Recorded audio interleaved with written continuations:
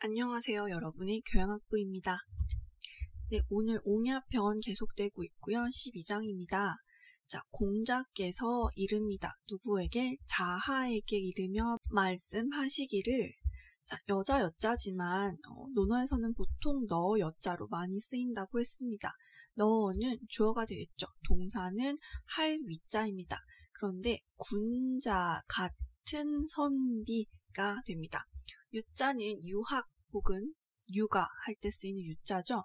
선비를 나타내는 단어인데요. 너는 군자 같은 선비가 되어라. 그리고 없을 무자인데 얘는 말 무자와 비슷한 의미를 가지고 있습니다. 그래서 말하라, 명령문이죠. 하지 말아라. 무엇을? 소인 같은 선비는 하지 말아라, 되지 말아라 라는 의미를 가지고 있습니다. 네, 자하는 위나라 사람이고요. 공자의 굉장히 훌륭한 제자 중에 한 사람으로서 이름은 복상입니다. 공부를 잘했고 또 글을 굉장히 잘 지었다고 알려져 있는 공자의 제자입니다. 자, 그러면 선비는 선비인데 군자 같은 선비가 있고 소인 같은 선비가 있나 봐요. 선비라고 하는 것은 공부를 하는 사람, 도에 대해서 공부를 하는 사람을 의미하죠. 그런데 우리가 똑똑하다고 해서 그 사람이 다 훌륭한 게 아닌 것처럼 옛날에도 선비라고 해서 다 훌륭한 게 아니었던 것 같아요. 군자 같은 선비가 있고 소인과 같은 선비가 있나 봅니다. 여러분들이 생각하는 소인 같은 선비와 군자 같은 선비는 어떤 차이를 가지고 있나요? 한번 생각해 보시기 바랍니다. 한 번 더 하고 넘어가겠습니다. 공자께서 자아에게 이르며 말씀하시기를 너는 군자 같은 선비가 되어라. 그리고 소인 같은 선비는 되지 말아라 라고 얘기하고 있습니다. 네, 13장 보겠습니다. 이번에는 자유가 등장하는데요. 저희가 한국말로 자유라고 하면 두 명이 있어요. 자유, 이렇게 쓰는 자유도 있고 이렇게 쓰는 자유도 있습니다. 이 자유는 저희 앞에서 자주 나왔던 염구를 의미하고요. 요 자유는 앞에서도 한번 나온 적이 있었는데 언이라는 제자입니다.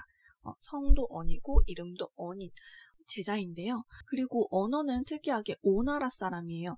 오월동주라든지 사자성어에서 많이 나오는 오나라 아시죠? 월나라와 함께 나오는 그 오나라 사람인데 공자의 제자 중에서는 사실 오나라 사람이 그렇게 많지 않습니다. 그래서 자유는 공자의 나라인 노나라에 왔어요. 노나라에 와서 노나라의 읍성인 무성이라는 곳에서 제상, 즉 이 성의 우두머리, 읍제가 되었습니다. 그래서 무성의 우두머리인 수장이 되었습니다. 그러니까 공자께서 말씀하시기를 너는 주어 목적어가 사람이고 얻을 득자, 얻다라는 뜻으로 잘 쓰였습니다. 너는 사람을 얻었는가?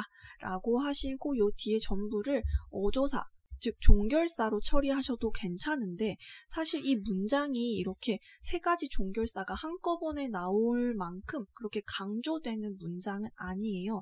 그래서 조금 어려우시면 그냥 종결사다 하고 넘어가셔도 좋고요. 저희 예전에 언자가 혹시 시와 같다는 것, 이것에 뭐뭐에라는 뜻이죠. 시자는 이라는 뜻이니까 이것에 라는 언자 로 쓰였던 게 혹시 기억나시는 분들은 이렇게 봐주셔도 좋을 것 같아요.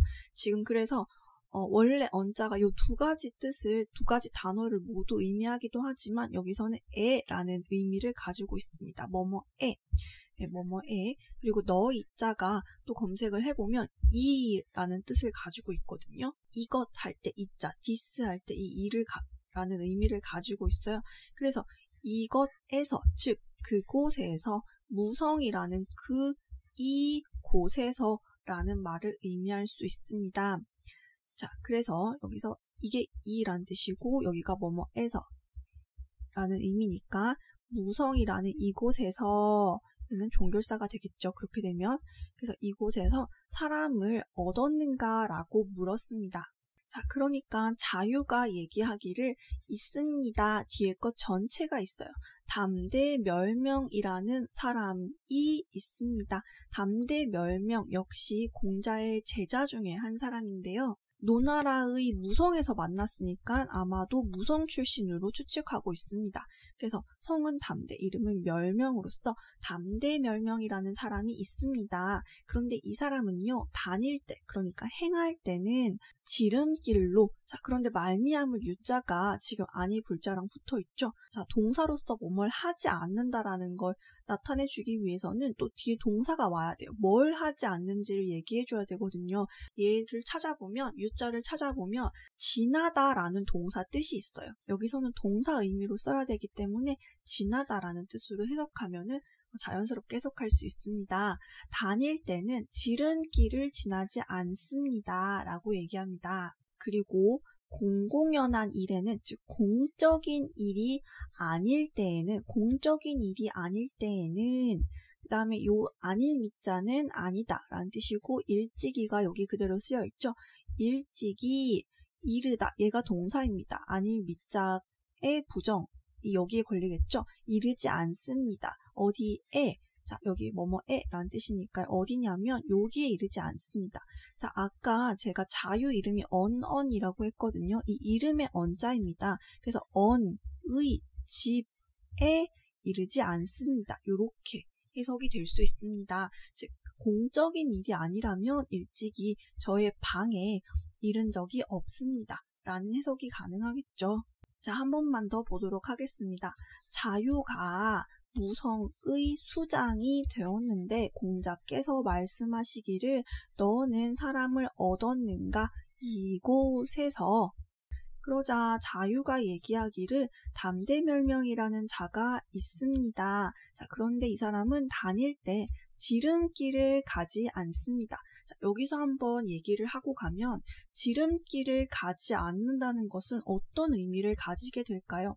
물론 말 그대로 지름길로 다니지 않고 큰 길로 다닌다라고 볼 수도 있지만 그 말로는 이 담대멸명의 훌륭한 점을 다 드러내기가 어렵죠. 몇 가지 예를 들어본다면 지름길로 간다는 것, 이 지름길 경자를 찾아보면 꾀를 부린다라는 뜻이 있어요. 그래서 꾀를 부리지 않는다라는 의미로도 사용할 수가 있고, 또 뒤에 보면은 공적인 일로만 만난다라고 했어요. 자, 그런데 우리가 이렇게 관청 같은 데를 들어가면은 이런 큰 문이 있고 대문, 관청을 들어가는 대문이 있고요. 막 이렇게 일하는 사람들이 들어가는 쪽문 같은 것들이 있죠. 어떻게 보면 이런 문들은 굉장히 작아요. 마치 지름길과 같은 그런 문이에요. 근데 만약에 내가 사사로이 관청을 방문했다면 이 문, 큰 문을 들어가는 것보단 이런 지름길 같은 쪽문, 작은 문을 통해서 지나가겠죠. 그래서 꾀를 부리지 않는다라는 뜻도 있고, 혹은 사사롭게 만나지 않는다라는 뜻도 가질 수 있습니다. 또 어떤 게 또 가능할지 한 번 더 생각해 보시기 바랍니다. 정답은 없습니다. 그리고 또한 공공연한 일이 아니라면 일찍이 언의 방에서 제 방에 이르지 않습니다. 라고 얘기하고 있습니다. 네, 다음 장 14장입니다. 공자께서 말씀하시기를 이번에 맹지반이라는 사람이 등장합니다. 저희 노나라에는 개씨, 숙씨, 맹씨 요 세 가문이 있었죠. 자, 그 중에서 이 맹씨 가문 중에 한 사람을 얘기합니다. 자, 맹씨 가문이고 성은 맹씨고요. 자는 집안입니다. 이름이 칙이라고 알려져 있습니다. 자, 그래서 맹지반이라는 사람은, 자, 벌자는요, 저희 앞에서 한번 나왔지만 전쟁하다 이런 의미도 가지고 있지만 공훈을 드러내다, 공훈을 떠벌리다, 이런 자랑하다라는 의미도 가지고 있었습니다. 그래서 맹지반이라는 사람은 공훈을 자랑하지 않았다라고 얘기하면서 그 예시를 들고 있습니다. 자, 달릴 분자인데요. 요거를 검색해 보시면 폐주하여 달아나다 라는 의미를 가지고 있습니다. 우리가 폐주할 때는 막 앞뒤 가리지 않고 엄청나게 빨리 뒤도 돌아보지 않고 달리겠죠. 그걸 의미합니다. 그래서 폐주하여 달리다 라는 의미를 가지고 있고, 마리의 이자는 역시 접속사가 될 거고요. 이 전자는 우리 전각에 쓰이는 뭐뭐전이라고 할 때 또 쓰지만 동사로 찾아보시면 군대의 맨 뒤에서 오는 걸 얘기합니다. 군대의 맨 뒤에서 특히 패주하고 오는 군대의 가장 뒤에서 오는 걸 얘기합니다. 이 사서나 고전을 언급한 사람 중에 제일 유명한 사람은 주자죠. 주자가 얘기하기를 예전에는 싸움에 패해서 돌아올 때 맨 뒤에서 쳐져오는 것을 공으로 삼는다라고 했습니다. 사실 여러분들 산에 등산을 해보신 분들은 알겠지만 여러 명이서 등산을 하게 되면 물론 앞사람 역할도 굉장히 중요합니다. 앞사람이 어떤 길로 갈지 이렇게 안내해주는 역할도 굉장히 중요하지만 이렇게 뒤에 사람들은 잘 등산을 못하는 사람들이 많거든요. 그렇게 되면 조금씩 속도가 달라요. 그러면 맨 뒤쪽에 있는 사람들은 이 속도를 자기 속도에 맞춰가지 못하고 이 앞에 사람들의 속도에 의해서 멈췄다가 가다가 이렇게 가야 한다는 거죠. 굉장히 힘듭니다. 그리고 뒷사람들을 처지지 않게 다 돌봐주어야 하는 역할을 하기도 하고요. 그래서 맨 앞과 맨 뒤에 산을 가장 잘 타는 두 사람이 이렇게 가게 되는데 여기서도 마찬가지인 겁니다. 군대도 특히 패주하고 오는 군대도 이 기운 빠진 병사들을 돌봐주면서 뒤에 쳐져오는 것을 가장 공운이 높은 것으로 삼는다고 합니다. 그래서 패주하여 뒤에 쳐져오다가 장차는 영어의 will이랑 비슷해요. 미래형을 의미하고 있습니다. 물론 여기서는 전부 과거형이기 때문에 조금 다르겠지만 미래형을 의미하고 있습니다. 장차 뭐뭐 할 것이다 라는 의미를 가지고 있습니다. 그래서 장차 문을 들어간다, 문에 들어가고자 하였을 때 그 말을 채찍자 동사로 쓰였습니다. 그 말을 채찍질해서 하면서 말을 하기를 내가 감히 뒤에 오려고 한 것은 아니다. 내가 감히 뒤쪽에서 공을 세우려고 온 것은 아니다. 단지 말이 나아가지 않았을 뿐이다. 라고 얘기하고 있습니다. 그러니까 자기가 뒤에서 군사들을 독려해 온 공을 내가 독려하려고 한 것이 아니라 그저 말이 나아가지 않았을 뿐이다. 라고 겸손하게 얘기하고 있습니다. 한 번 더 보도록 하겠습니다. 공자께서 말씀하시기를 맹지반은 공을 자랑하지 않았다. 왜냐하면 패주해서 하여 오면서 뒤에 쳐져왔는데 장차 문에 들어가려고 하니까 그 말을 채찍질하며 말하기를 감히 내가 뒤에 오고자 한 것은 아니다. 말이 단지 나아가지 않았었다. 실제로 이곳은 노나라하고 제나라의 두 나라의 전쟁이 있었다고 하는데요. 기원전 484년경, 물론 정확한 날짜는 알 수가 없지만 대략 이 정도쯤에 노나라와 제나라의 전쟁에서 생겨난 일화라고 합니다. 네, 오늘도 공부하시느라 수고 많으셨고요. 한번 더 짚어보면서 이건 무슨 의미를 가지고 있을까? 이건 지금의 나에게 어떤 의미를 전해줄 수 있을까? 한번 고민해보시는 시간을 가지시기 바랍니다. 감사합니다.